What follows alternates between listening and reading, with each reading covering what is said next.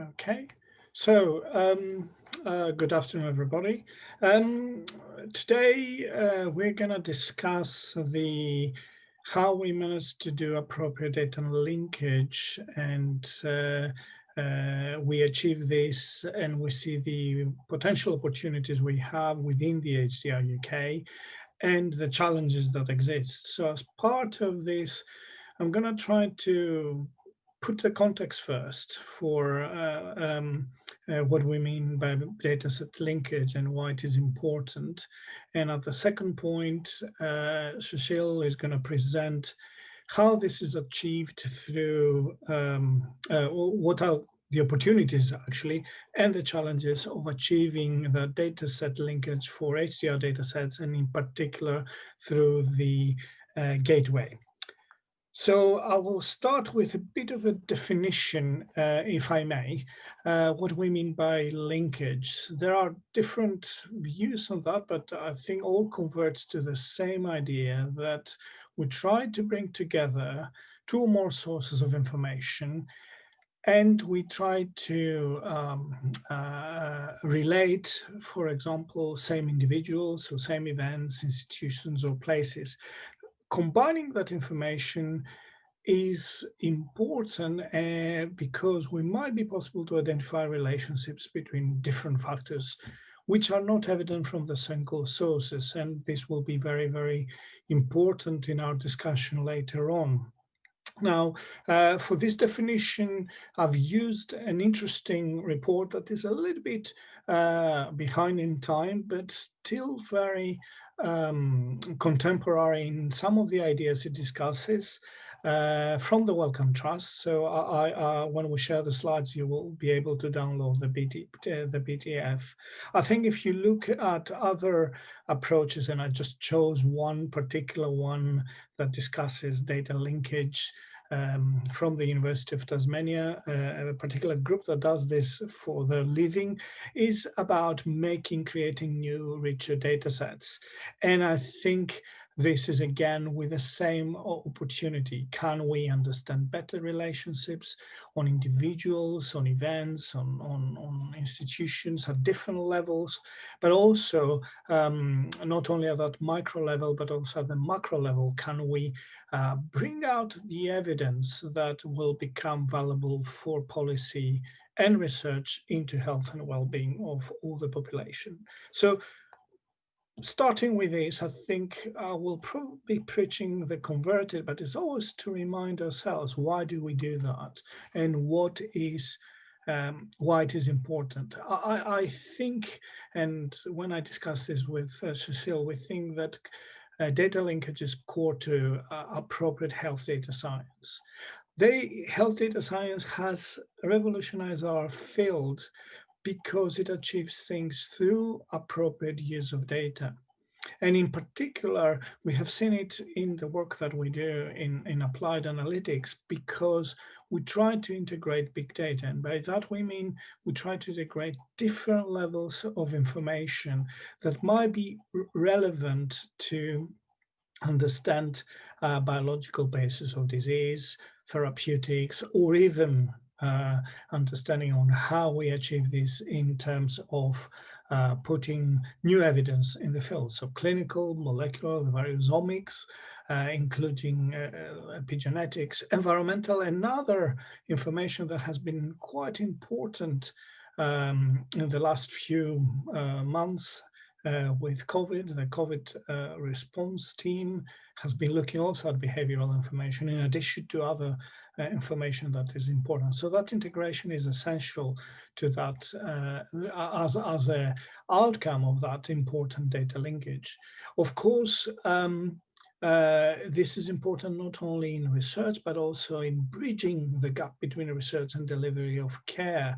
And of course, the idea that we discuss, and of course we need to debate how much we have achieved that through the shared electronic healthcare records or the linked electronic healthcare records, achieves that.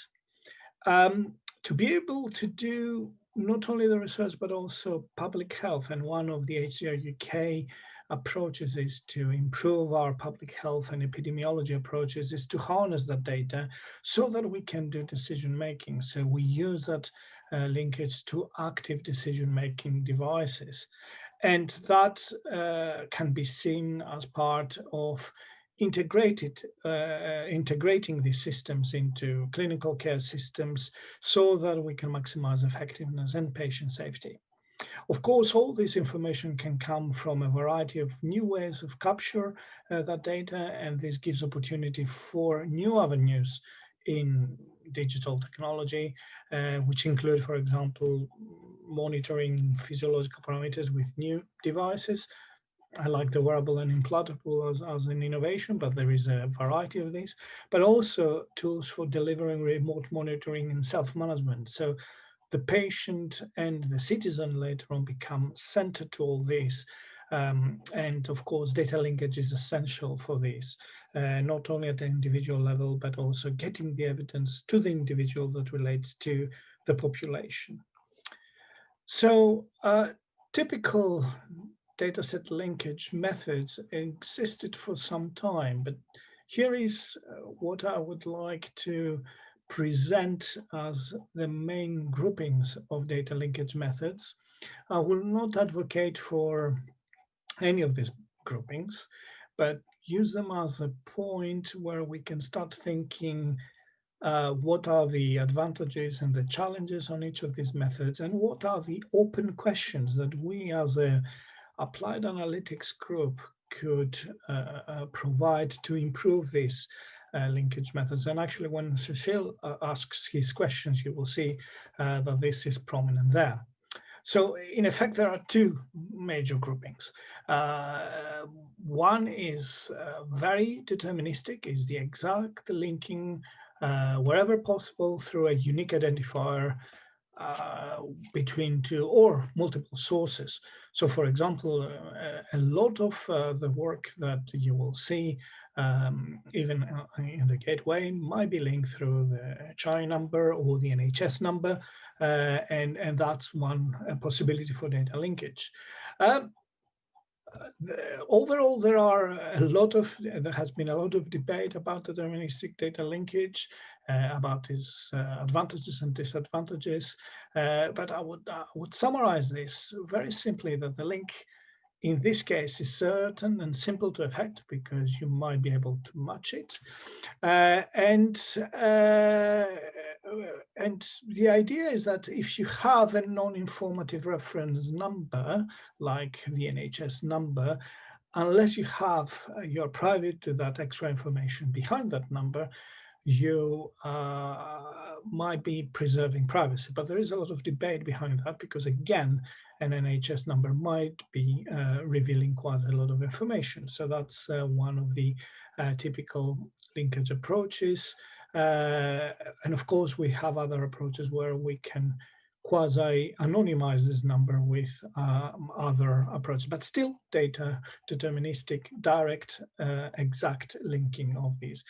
The exact matching requires that the match field is unique and accurate and possibly not affected by missing data. Now, you will say that something like the CHI number or the NHS number is unique, but it's not uncommon that we have found an individual to, for some error, they might have duplicates or different numbers for this. It has happened to me, actually. Although I had my registered NHS number, for some reason they double registered me. And this was discovered when I opted in for the shared record. Now, the second big area is an approach that is mainly based on some probabilistic statistics, using strategies that we can assess discriminatory power of every identifier we use, or the likelihood that two or more records are a true match based on whether they agree or disagree on various identifiers. So I think this approach, and I wouldn't go on specific techniques. I think we would like to discuss these techniques further down the line, but this is the generic approach behind that grouping of methods. Again, the advantages is that the method explicitly acknowledges that the data might be incomplete, might be inaccurate, or coming from diverse sources that might not be organized in a way that you can do exact matching. And but you might have you use that discriminative power of these identifiers you use, and you try to do the best possible match with that. Of course, the challenge here is also that, and I think that might be the assumption we have for the gateway. We need data that is clean, and of course, we need appropriate processing, computational resources, and that's quite an interesting challenge. Of course, we will say that as applied analytics people, this is a challenge we would like to take, and maybe the challenge of dirty data and an extra processing is something we should look at, so that we can do appropriate data linkage with limiting the effort for this extra overhead. Of course, approaches that do data fusion with these statistical techniques have been developed so that we can look at records of coming from diverse databases that might respond to the same person, but they might appear to be different. And this approach we have used quite a lot in generating synthetic data sets for analysis. So although it's very useful for achieving data linkage, but it's also very useful for looking at developing data sets that de-identify and not link actually the data to an individual. So it's the other way around as well. And finally, although this is not a grouping, the two groupings are the deterministic and probabilistic linkage methods. I think we need to think in different levels of abstraction, not only at an individual person or event or institution, but linking different levels of granularity of data. So my personal health data with environmental data that relate to where I live and where I work potentially might be an interesting approach for research. So I think this is very, very useful. There is a very nice handbook which I have put down in this slide that was, again, it's a little bit outdated, but there are not so many handbooks at the moment that exist. And this might be an exercise for HDR UK to do, where this was part of the Health Services Research, the Agency for Health, the AHRQ, actually, in the US. This was work they did in 2014, and actually they still use it quite a lot, and it's a nice open publication.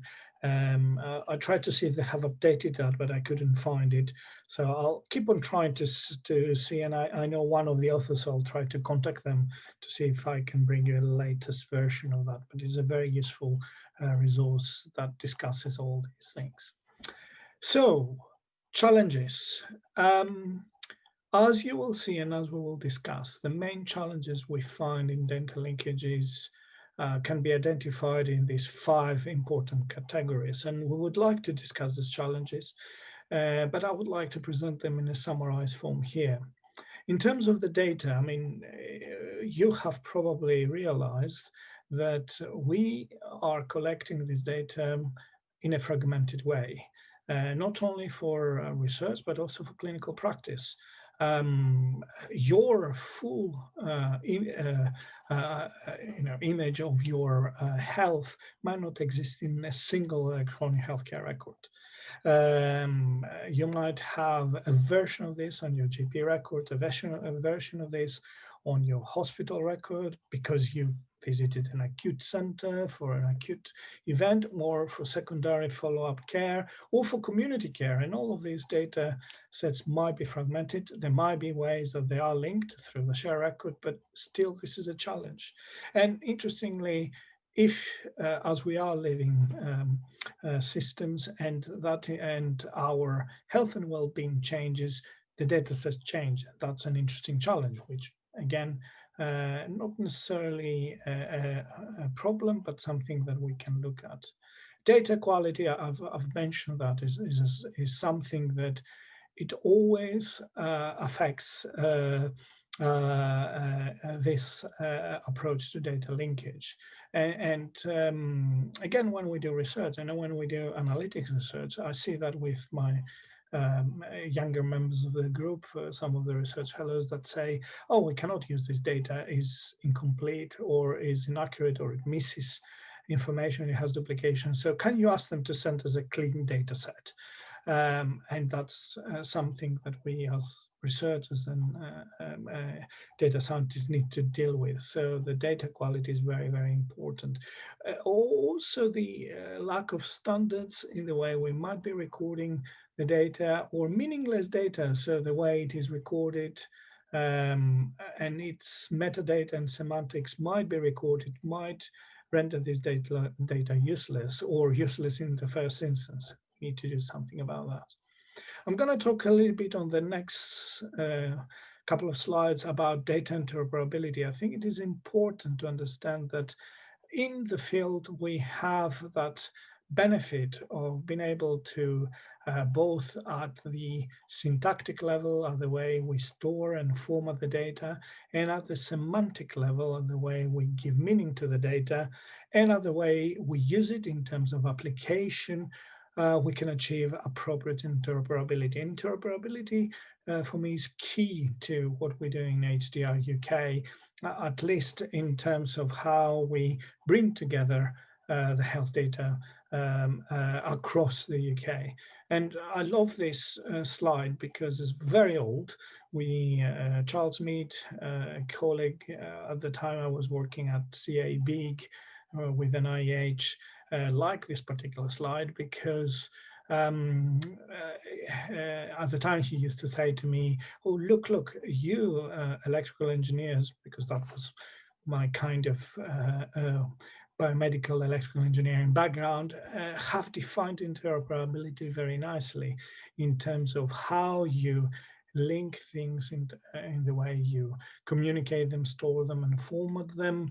So in terms of exchanging information, and then how you predictably use this information in terms of semantics and meaning. And I like this definition, so I thought I'll throw it in the discussion because it is the important kind of cornerstone of how we define interoperability in healthcare. And here is what a large European project, it was a framework program 7 project that looked at the Antelope project, that looked at interoperability in different levels, has brought this concept together. So of course, I've just adopted this as it was, slightly changed the idea, but the concept is how do we have different sources of clinical information, in particular the electronic healthcare record on the, as you see on your left-hand side, to collecting, and this shouldn't be only one specific system, but it could be this fragmented set of systems that brings everything together to what you would call your personal image of health and well-being through a personal healthcare record at the time discussed in this project. But the idea was that you have these levels of interoperability, this syntactic at the technical level, the semantic at the logical level, and the way you use and present functionality on an application level to achieve that. And it is very important, and this is where data linkage needs to capitalize on interoperability in terms of format and storage, very important. As we said, if things are ideal and standardized, then you can transmit them with a standard, but also store them in a way that they're recognizable by systems that allow you to do the linkage. And in a logical model in terms of how they model the whole healthcare enterprise, do we have a common information model for that in terms of giving meaning to that information, in terms of making it useful, making it meaningful for clinical approaches. And of course, at the presentation for the application, you might have ways of interoperating in terms of functionality and presentation, but that's probably something that we don't use too much on Data Link as well. We use the semantic and the syntactic interoperation properties a little bit more. Finally, the other two challenges, which are very important to mention and discuss, is how do we preserve privacy, confidentiality, and security? And I don't want to take away from Susheel the discussion we have later on, but it's very interesting. Do we have interesting techniques that we have used in applied analytics in other areas that will allow us to preserve this, not only with mathematical models, but with practical solutions? I think patient trust, as you have seen in the past, and this is something that we need to build in HDR UK, and I think we do a good job, but we need to persist, is the cornerstone for doing an appropriate health data science ecosystem and program. And hence, I'm very pleased to see that in HDR UK, we look at these not only from a technology point of view or a clinical perspective, but also from a perspective of the public, the individual patients, and our PPIE group is very effective in that. And I think we as an applied analytics group, we need to be more involved in that. So this is just an opinion I would like to express. And of course, Data Linkage allows you to achieve that patient-centric focus on health data science. The important things that we should look in Data Linkage is how can we improve patient experience? How can we, and probably I have forgotten, how we can improve understanding of disease, adherence to treatment, and the continuous and timely engagement to provide relevant health information to the individual. I am a very strong proponent of that, and sometimes I argue with my carers when I don't get that continuous and timely engagement to my relevant health information. But equally, very important to look at the healthcare enterprise at different levels, local, regional, national, so that we can report internally within the enterprise the quality of the information, and of course understand better how this affects cost effectiveness in healthcare. And I think that's my last slide, Susheel, so I might stop here and maybe you can share your screen if I stop sharing. Right. Good afternoon. Thank you, Theo. Thank you for that introduction. And I just want to take off from Theo left with a much more practical example of what we'd like to do with data linkage on the gateway. I'm sure you, if you haven't already, I'm sure you have navigated to the gateway before, or it might be the first website that you log on a daily basis. But if you go to healthdatagateway.org, you'll see this left side of the screen, which is our landing page. We have a number of data sets. So right now we're at 499 data sets. So teetering on 500, the magic 500 mark, before we can make a big song and dance about it. So that's an example of the gateway and the data sets we have. We also have collections. So one example of this is the COVID-19 collections, and we're building up collections of data that's related around a thematic theme. So we have the Breathe collection, and all our research hubs are collected together in a collection. Now, if you were to drill down into a particular data set, for example, this is much more of an example. We haven't thought this fully, and we are trying to use this forum to try and discuss some of our ideas to see if we can gather the community around this idea and take that forward.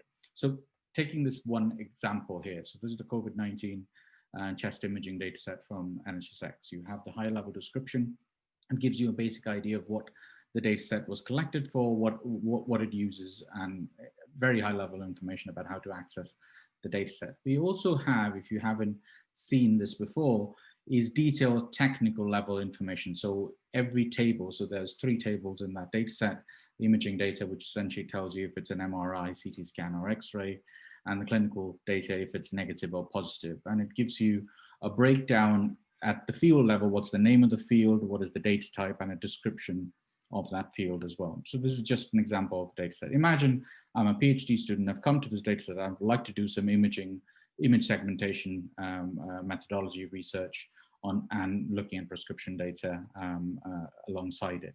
Now the prescription data is not quite here, so I need to troll through the gateway again to try and find another data set, and I've come across this prescribing information data from Scotland, and it's the same setup. You have the higher level metadata that describes the data, and you have patient attributes as to what data is collected as part of that data set collection.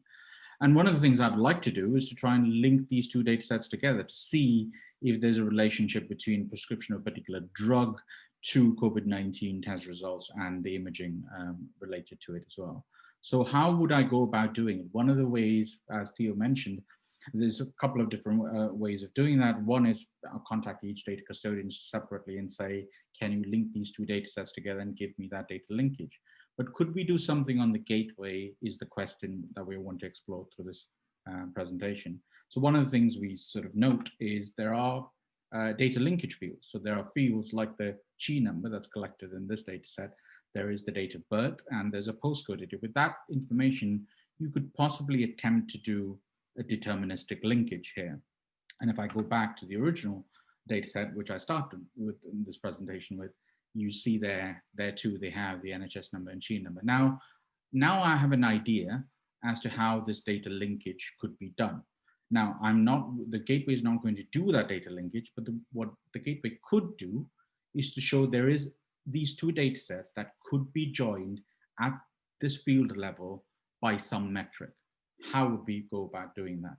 So my next slide is just trying to break down that problem and see how we can explore that. So assuming the data is of high quality, assuming that there's no missing fields, assuming all of those things that Theo mentioned before, how do we highlight that these two data sets, the chest imaging data and the prescription data, could be linked together? Now, just to bear in mind, the gateway is not going to do the actual data linkage. We only plan to suggest that there is a potential overlap between the data that's collected in the chest imaging data and the data that's been collected in the prescribing information systems from Scotland. And we're saying there is an overlap of, let's say, 20,000 patients in both the data sets that you can link together and bring together as part of your research. So one of the ways we're thinking about doing that is to go back to the data custodians and ask them, what are the potential linkage fields that you collect as part of your data set? So some of them already publish that as technical metadata, but most of them don't. Most of them say, we use that internally for our systems, but we only publish anonymized or de-identified information for research. But if we'd ask them, do you have that field that could be potentially linked with somebody else? They're willing to give us that information. So as an example, I've used the NHS and Chi numbers used in Scotland, and date of birth and postcode, or LSOA, which is the higher geographic area, as one of the three main linkage fields that we could collect from the data custodians. Once we have that, we could then calculate joinability, and I'm defining joinability of two data sets as the cardinality of intersection between the two data sets, that is the overlap of the patients in both data sets, divided by the cardinality of one data set, and you can do the joinability in reverse, so joinability of B to A or A to B.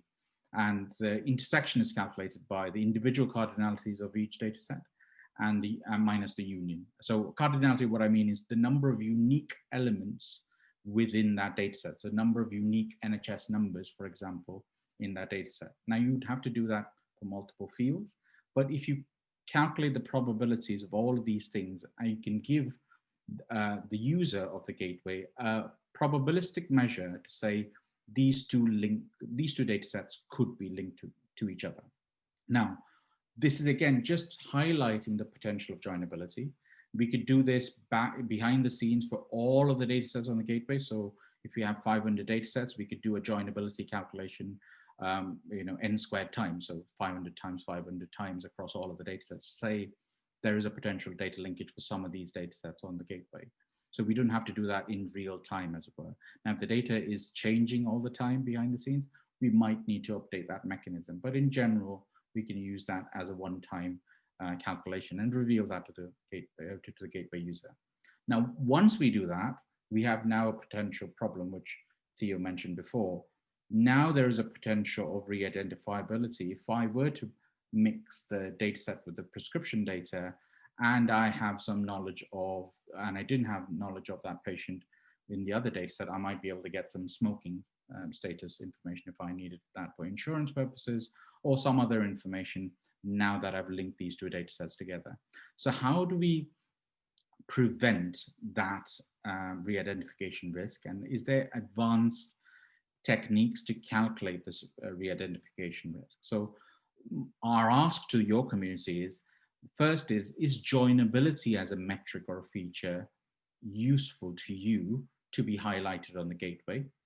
And if so, can we use some of the advanced research that you have done as part of the applied analytics community to bring in your risk calculation, risk stratification mechanisms to prevent re-identification of patients between once you've linked these two data sets together? So we've sort of highlighted, these are points for discussions, obviously. So as Theo highlighted, the first 5 are much more around what can we do in the applied analytics community to improve the nature of data. So we're doing some of that in the gateway by pulling all of that information centrally within the gateway, at least to host the metadata so that we don't have any discrepancies between data sets. Data quality, again, we're engaging with the data custodians to improve the data quality and bring in profile information to say how many rows within a field are missing, for example. Data interoperability is fundamentally part of HDR UK. All of everything that we do within HDR UK is trying to interoperate between data custodians, researchers, industry, and other partners. And the last 2 points are on privacy and security and patient experience. PPI is fundamental to every single discussion we do and a decision we take on the gateway. So I'll leave you with those challenges, and I'm hoping that some of your research would be able to brought forward and be brought into production within the gateway to try and leverage some of that work. But the last 2 points I wanted to raise is, can we leverage some machine learning techniques to reduce the risk of re-identification once data linkage has happened? And the bigger challenge is, we can do this one-to-one. I can sit down with one data set and another data set and work out the maths to try and do joinability calculations and do data linkage. But how do we do that at scale across all of the data sets on the gateway? And I'll leave that here unless Theo has anything else to add, and I'll open the floor to discussions. I think on the last point, there is an extension which I thought as you were talking about it, and I was talking about it, there are these 2 standard groups of data linkage, of techniques and methods, but in other sectors, there have been some very interesting and successful modern data fusion statistical learning approaches that expand on the probabilistic methods. And I think one of the things that's why I've given you also these 2 reports, the one from the AHRQ and the one from Wellcome Trust, is that for the last 5-6 years, we haven't done anything further in the healthcare and health data science sector. It might be appropriate to find a few interesting papers that I've done a quick review on conference-based publications. And if you come from the engineering or the computer science, and you can pick them up, but if you are a traditional health informatician, you don't pick up these conferences because they're the typical ones that the typical computer scientist or computer engineer will go. So I was wondering if we could look into that and how we can kind of refresh our understanding of these methodologies, even consolidate them to something that is far more robust, especially when you think from one to many sources. It has been a challenge for the work we discussed on synthetic data sets before, and it is a challenge if you take data sets and you try to synthesize, and if you want to create more complex data sets, you need to do data linkage from one to many sources. But it's a point that has not been fully explored in our field. And I think HDR UK and our group might have that opportunity. There is a lot of interesting research, maybe a little bit more applied, but also fundamental research. And I'm sure that David and others will have the views about these approaches. Yeah, so I've already taken an action to try and encourage the community to put together a review paper, perhaps, or even a handbook white paper to say, here's the latest research around data linkage.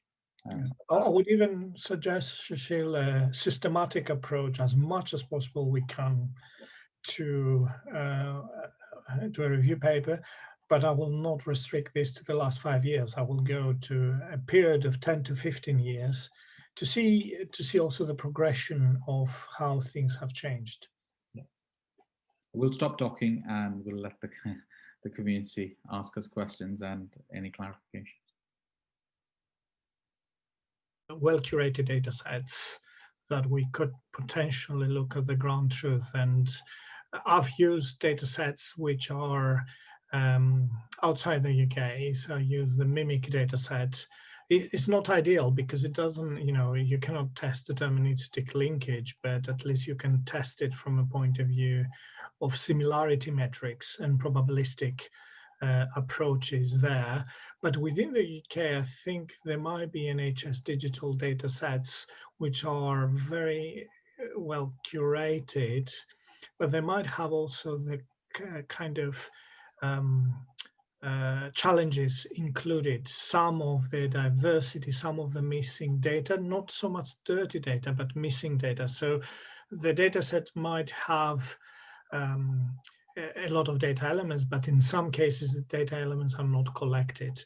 And of course, we could do that with particular data sets within the gateway, although we will not have a ground truth there to compare. So, but a lot of the work I have done either in going to synthesize new data sets or do exercises of looking at similarities and differences in the data sets has been done with a MIMIC data set is a very useful one.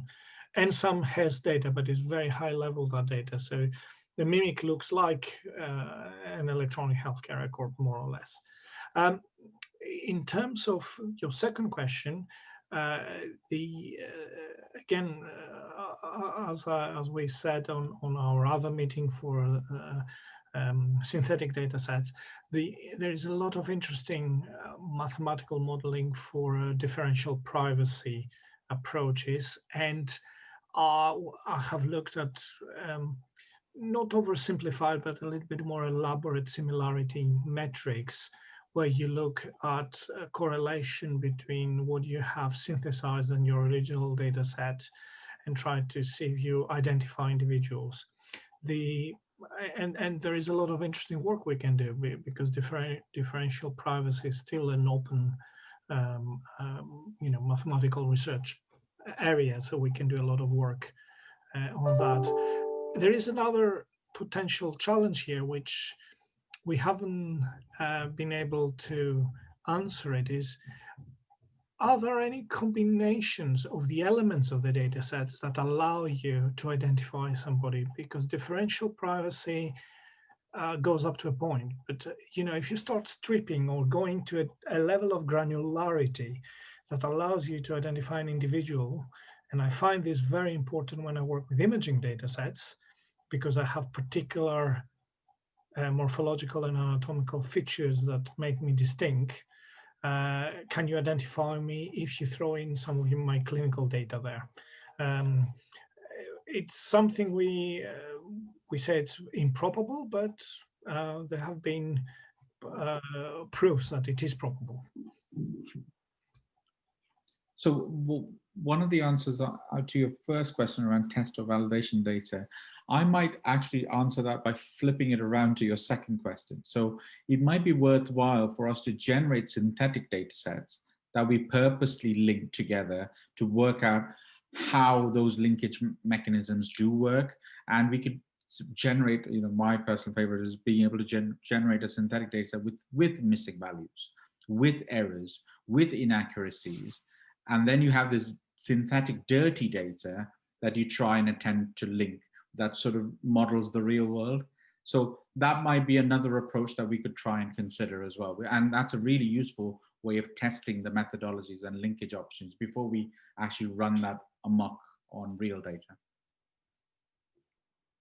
Yeah, that sounds quite neat. So again, I don't have the answers. I'm looking to you for answers here. So I wouldn't be able to do it myself, unfortunately. We would definitely be able to help. We'll definitely be able to provide you with some example data sets that you can use to model, to generate your synthetic data with all the missing values, and then be able to collect the data linkage methodologies that people use. And maybe that might be the first step, publishing a paper on, a review paper on, listing out all the data linkage methods to begin with.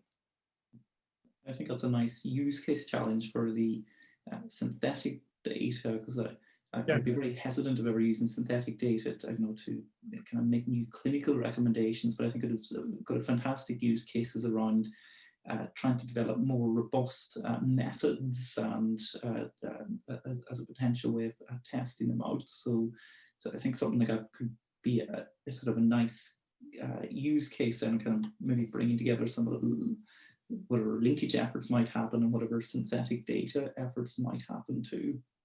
Yeah, and it closes the feedback loop as well. So once you've generated your synthetic data, you can continue to do your research, but then once you've worked out the linkage methodology, you can send that back to the data custodians for them to use as a linkage method to push out new data sets for research. And Aidan, on that one, there is an interesting level that I don't think there has been a lot of work. Not working only at the interoperability level of how the data is organized as common data elements and the simple representation of semantics, but also the clinical context. Is there a way we can create a robust synthetic data set that is truly representing the clinical context of a potential disease, that record of an individual or a group or population is what you'd expect under a specific disease, but it doesn't identify the individual. But equally, you can make recommendations based on that, potentially. Or test your clinical decision support system, not make recommendations, but test your clinical decision support system, because you cannot make recommendations based on synthetic data. Yeah. Yeah. So while other people are thinking, I thought this was fascinating. It's really interesting. Maybe these are just comments. I don't know. I do believe it would be a good idea to do a review of this, because I personally feel I'm not up to date, particularly myself, and I don't suppose anybody much is. So the interesting thing about it is when you first look at it, it looks like it would. I think probably, I don't know if there actually is somebody who's done some kind of proof of this in the abstract sense, but it feels intuitively that it must be in general an insoluble problem to stop computation touching on something that would reveal something that could be personally identified for arbitrary data, given that somebody looking at it could also have arbitrary additional knowledge. It just feels like, you know, you're on a hiding to nothing to try and make that solve that generic problem. But what gives me hope is it doesn't look like a generic problem. This is very carefully circumscribed, and in particular, actually two things give me hope, but I don't know whether, maybe it's false hope, I don't know, you're the experts in the domain, but one thing that gives me a lot of hope is I think the features that people could be interested in, even if they were identifiable, sort of spread on the spectrum from things that you really would be worried about, the things that almost nobody would be worried about, if you see what I mean. I don't know, my height. I think not too many people would be tremendously worried about that being revealed, even if it was, but I don't know. If I was using methadone or something, then probably I would be worried about that. And so you could almost imagine being able to identify in some broad sense the features that you're really concerned about. And I think this happens in practice. When you, certainly in Scotland, talk to people in Idris, they have a very strong sense of what it is or isn't. You know, there are rules that people use in practice. So yeah, so David, so it's much more not at the feature level. It's a combination of features. So your height and weight together would be identifiable, because you'd be able to calculate your BMI and then you kind of say, well, Susheel, you're fat, so I kind of know you're in that data set. So the individual features on its own may not be revealing. It's that combination that sort of throws the increases the re-identifiability risk. That's the problem. Yeah. And I think that's different for each data set. Sorry, I'll stop. And as much as granular is the data set, which is probably necessary for being able to ask very interesting research, clinical research questions, or as much if you do an appropriate metasynthesis, you can identify individuals with very rare diseases. That if you have access then to other level data, for example, you want to link that to environmental data, but that gives you the opportunity to identify this grouping within postcodes, then a rare disease might identify a single individual within the postcode. And this is where previous work I have done with socioeconomic linkage to postcode linkage with environmental data, even on diabetes, I was stopped in the ethics level because some combinations, especially some very rare combinations in diabetes, could identify individuals in a postcode. So I had to work with postcode areas rather than specific. But you're right though, Dave, because what you could do is you could say, well, at the lowest level, here's what's identifiable and what's not. And then you do it almost like a hierarchy and say, if you combine many of these fields together and one level up, what is identifiable and what is not identifiable. And then you keep going until you get to a point at which once you combine all of the features, the one thing that you end up is fully identifiable. And what level do you stop at which you minimize the identifiability risk?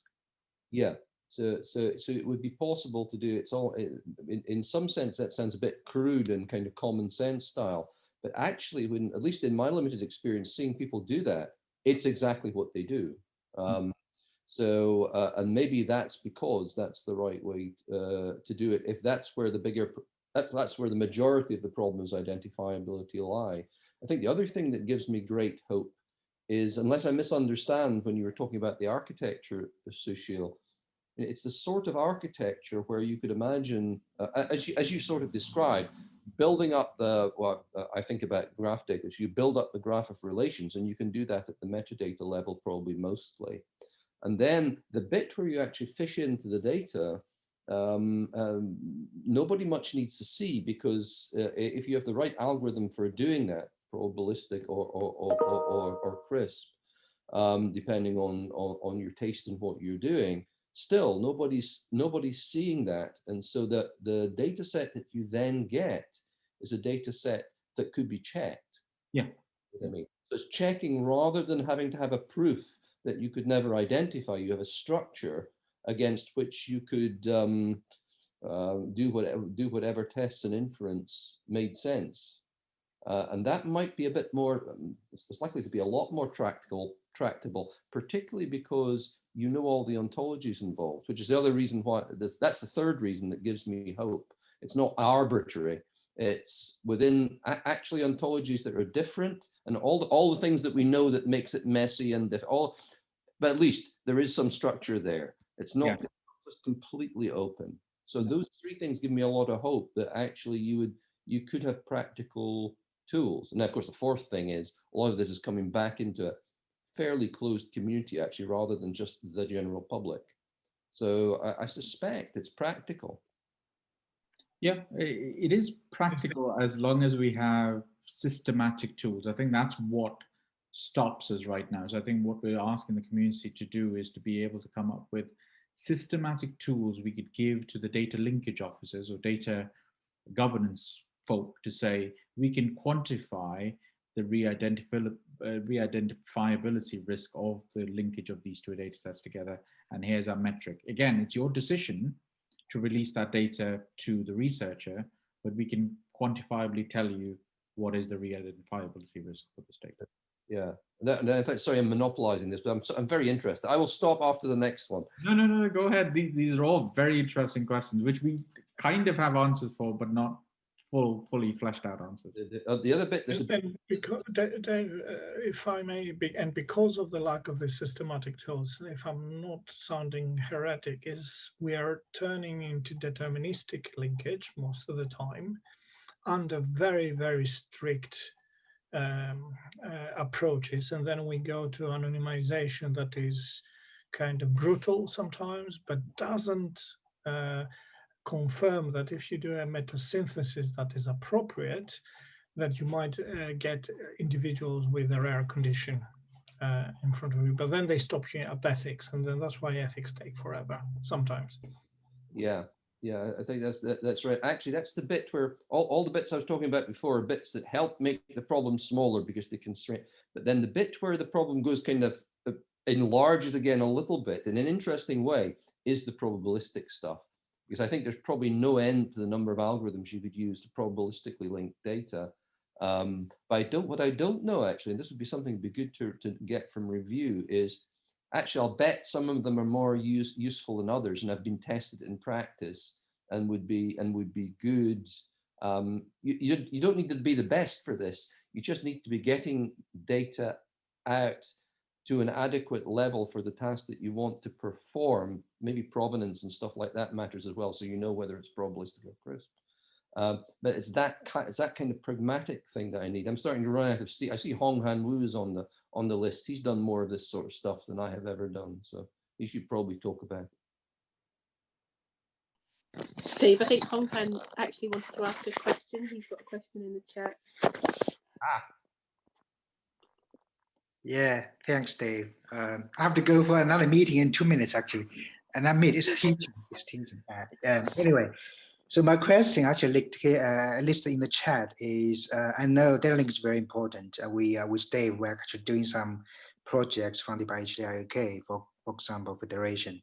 I think I would just wanted to know the opinions from the speakers about how this data linkage in terms of associations with HDR UK initiatives like Health Data Federation. That's one thing, and on the aspect of how to do on-the-fly linkage. The other aspect is like how to use this kind of linkage in a more semantic way in terms of phenomics thing, for example, how to compute what the conditions really need to answer the questions in terms of phenotype computation on top of data linkage. That's my question. Yeah. I can probably answer the second one around phenomics. So I've been involved with the phenomics work with Spiros and Emily for a while now, and we've sort of started collecting the phenotypes from all of the data sets together. So we have now I don't know if you're aware of the Phenotype Library that we have. So if you go to portal caliberresearch.org, that gives us at least a handle on the phenotypes that they've collected as part of their phenotyping algorithms and stored in the library. And that now also is now on the gateway. So we've linked that phenotype. So if you search on the gateway today for a phenotype, let's say asthma, it'll tell you which data sets have the phenotype library. So that semantic linkage to be able to say, give me all the data sets that have the phenotype asthma is possible now through the gateway. That is because of the phenotyping work that Spiros and Emily has been doing for a while. This first piece, I'm not sure what you mean by the Health Data Federation, but if you mean the alliance, the Health Data Alliance, so that is fundamentally part of what we do in HDR UK. So all of the data sets and the metadata that we collect as part of the gateway is collected from those alliance members, in addition to the research hubs as well. So one of the things we'd like to use this forum, and at least collect the information around data linkage, is to help provide guidance to them to say, how would they do? So right now, what happens is data linkage happens on a one-to-one basis. You go to the data custodian and say, I want to link your data set and the HES data set. And then they would do that data linkage either by themselves or through a trusted third party. What we want to do is to bring that up to a national level and say, if you wanted to do data linkage, here's a set of guidelines and principles and procedures that you could follow to do data linkage at a national level. So that's the approach we're trying to take. Again, there's much more to highlight what Theo said, is interoperability, but at a process level interoperability between all of the data custodians in HDR UK. Can I just ask, Susheel, for these phenomics libraries, is that possible to, I know there's a library there and I'm kind of involved in that, but I'm not sure whether these libraries computations actually can cross different data sets. Well, as long as the code lists are shared, so most of the phenotypes that you define are if it's primary care, it'll be probably ICD-10 codes or whatever it is. if the same ICD-10 codes are being used in another data set with another data custodian, you would be able to quantify that phenotype in that data set. So the idea is you define a phenotype and you say, here's all the associated code lists to define that phenotype. You can take that algorithm, run that across another data set. If those ICD-10 codes exist, you will say, well, I've got asthma in this other data set as well.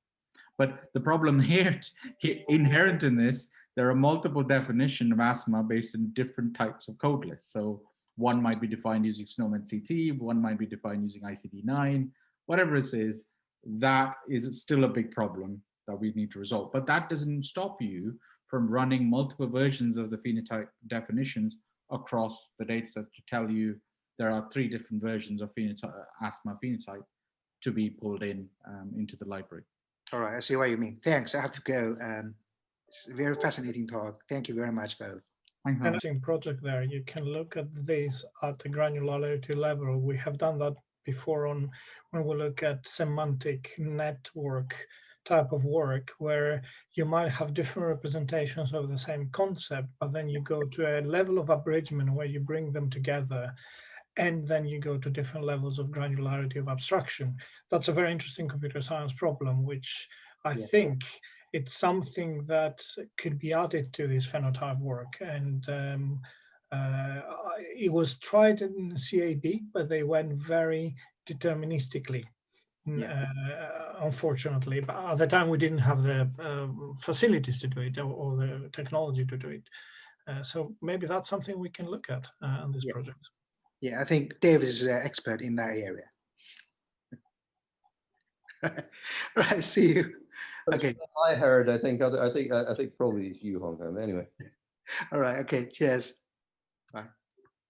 Could I steal 1 minute of people's time and ask them directly a question which has been bugging me? So we put the slides together.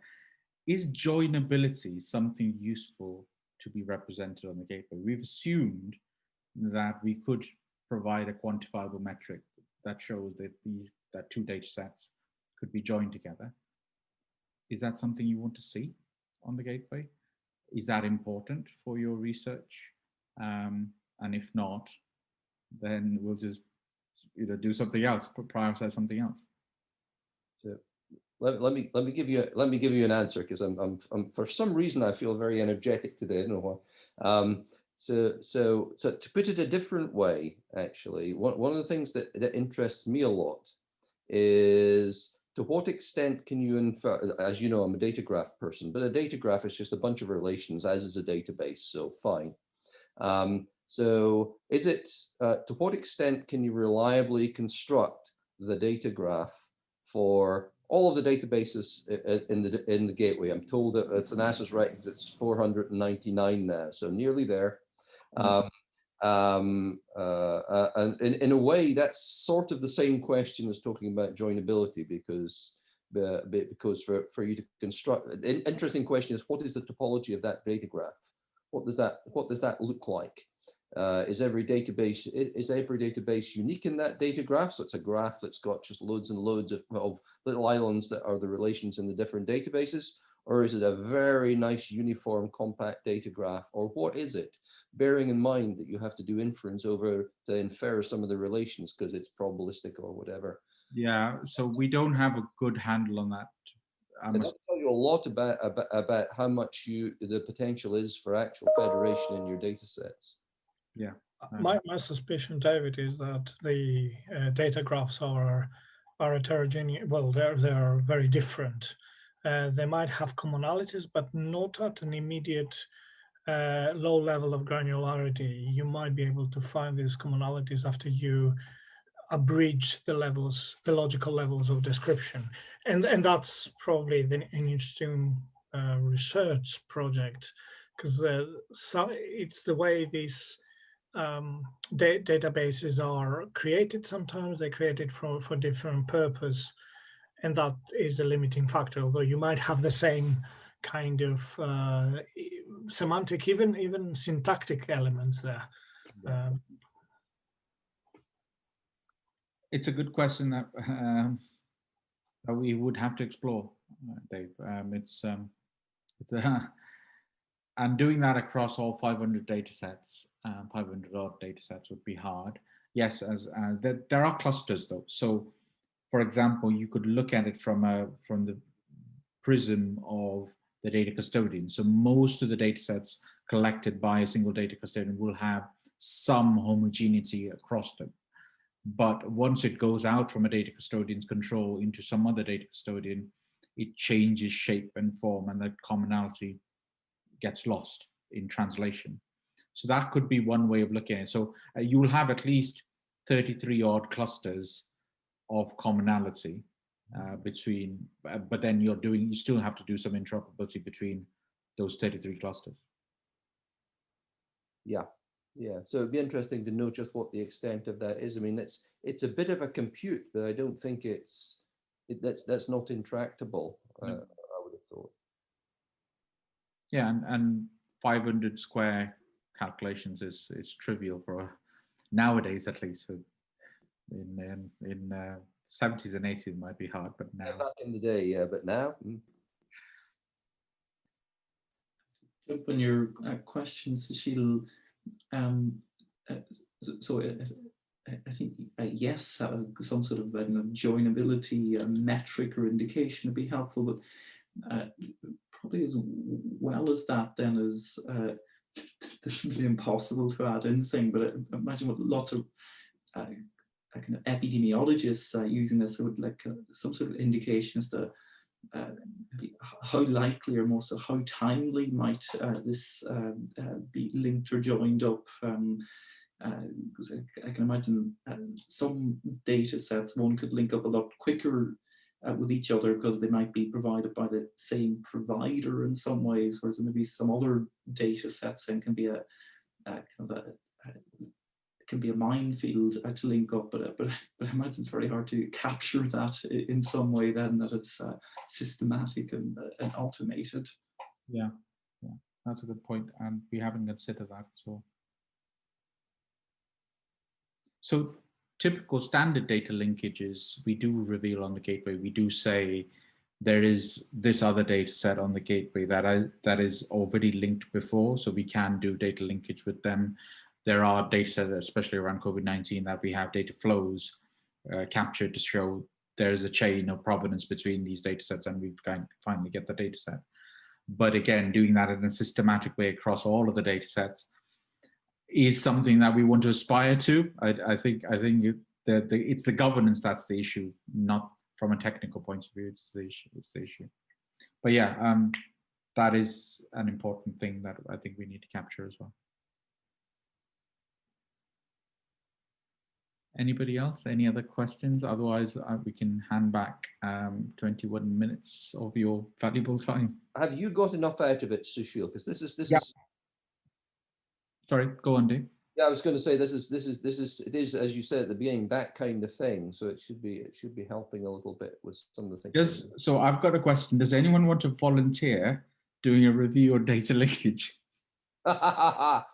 Oh, I'm an action on action, not assigned to anyone. That says, we could ask the community.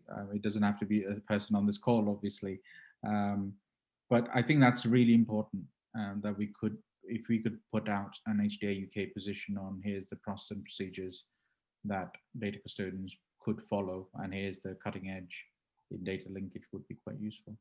I would be very interested in that, again, because I'm inspired on the use of synthetic data set creation. So I think it's essential for a lot of work we do.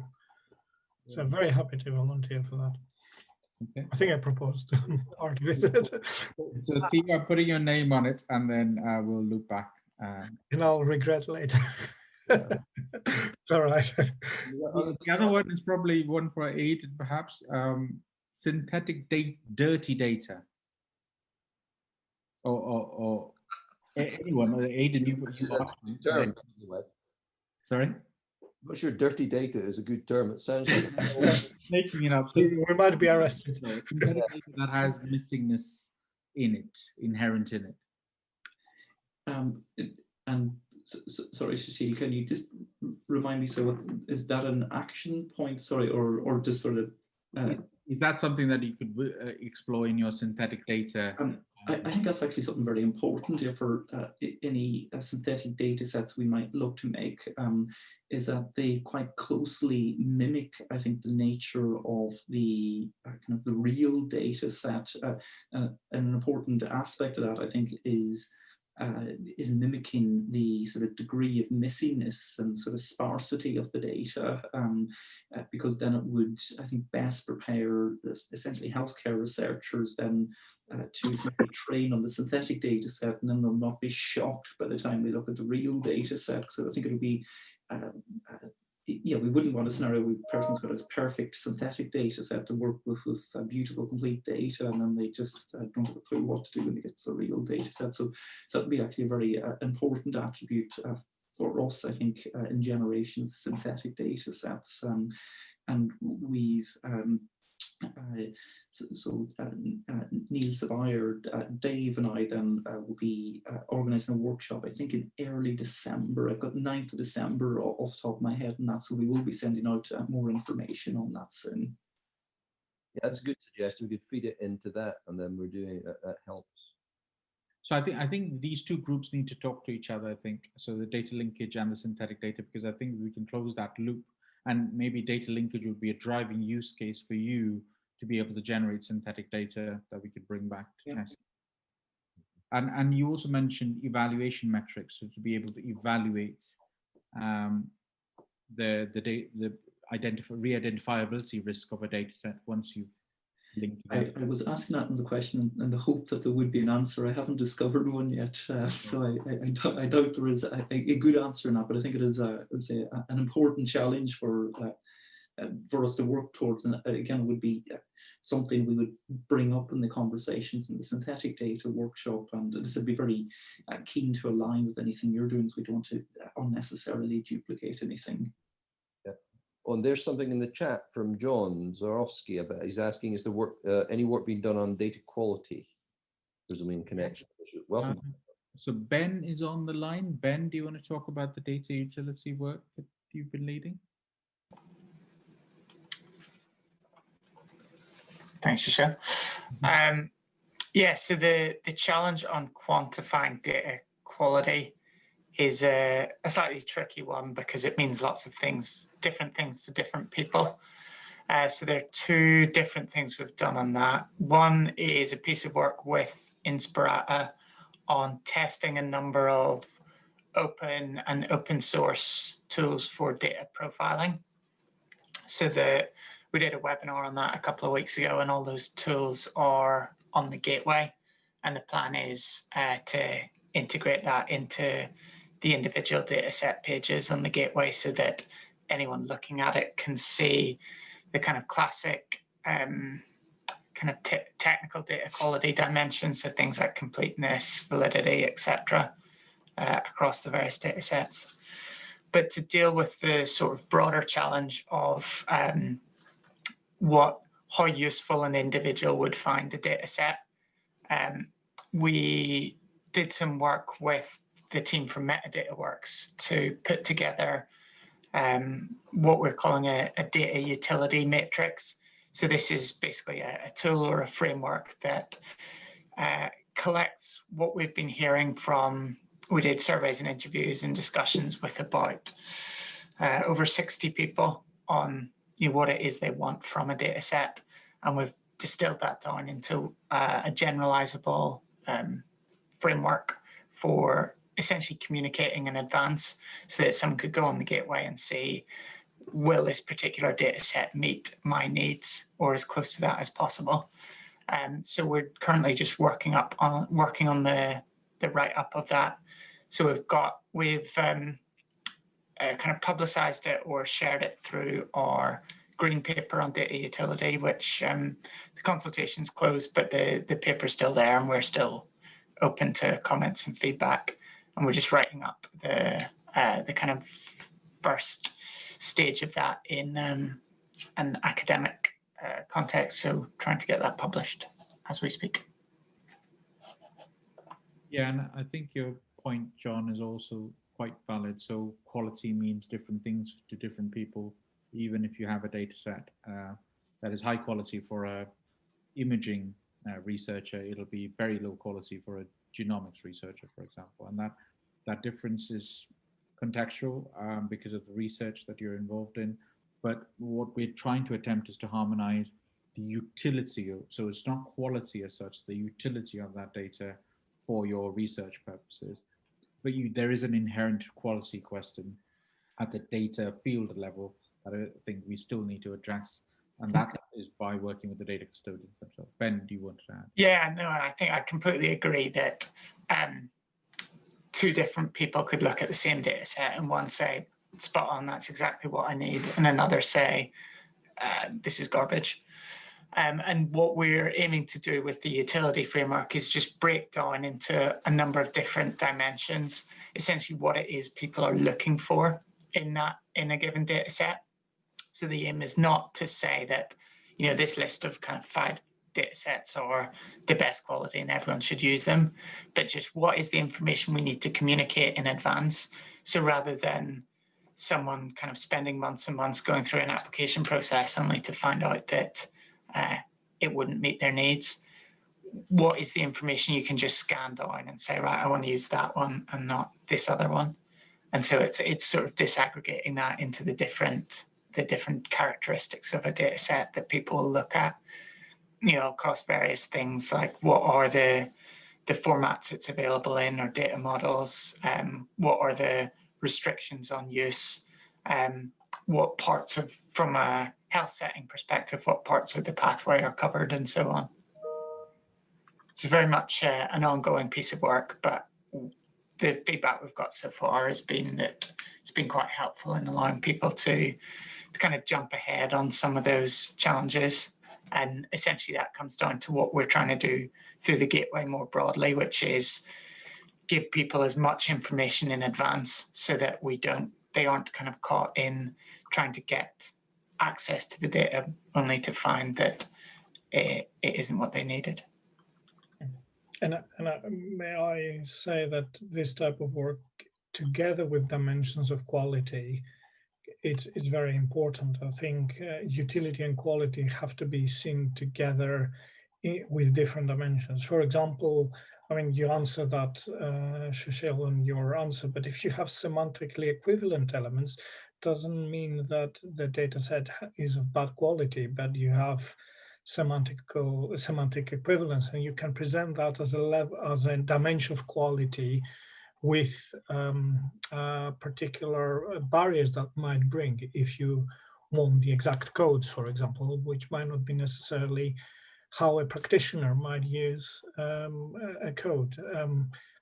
SNOMED City is supposed to move away from vagueness of codes, but there are valid codes in ICD-10 and ICD-9 in the past that are semantically equivalent, and they mean the same thing.